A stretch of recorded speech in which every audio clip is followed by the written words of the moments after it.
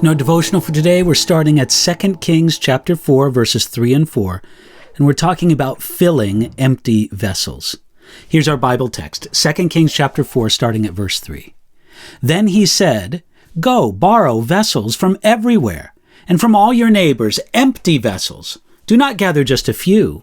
And when you have come in, you shall shut the door behind you and your sons, then pour it into all those vessels and set aside the full ones."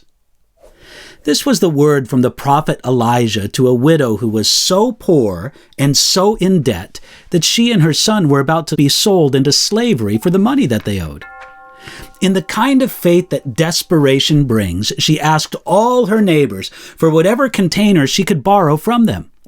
Gathering the containers together into her home, she took the last small remaining bottle of oil and began to pour it into the assembled vessels. The prophet would not do this for her.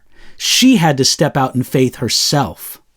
Now, I'm sure that her heart beat fast as she began to pour. The oil flowed out of that small bottle and into one of the borrowed containers, and it kept on flowing. And by a miracle, through the promise of God, the laws of physics were temporarily suspended, and a small bottle of oil poured out continually and filled many larger containers. Now, the widow gathered the vessels in faith, and the measure of the miracle was determined by the measure of her faith in gathering. In this case, the only limit was the limit of what she made available to God.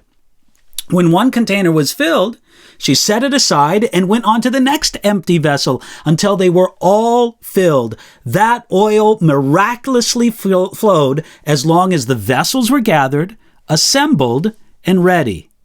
By the way, when the people of God are gathered in faith, assembled in order, and ready to receive, they're going to see God work among them. Now, one more thing to consider. All those borrowed vessels also had to be empty before they could be filled with oil. We can be too full of ourselves, too strong in ourselves, for God to really do his work in us. Charles Spurgeon said, "A full Christ is for empty sinners, and for empty sinners only. It's not our emptiness, but our fullness which can hinder the outgoings of free grace." God can work miracles through our emptiness, as long as faith is ready to receive his filling. His strength is perfected in our weakness. Let it be so for you today.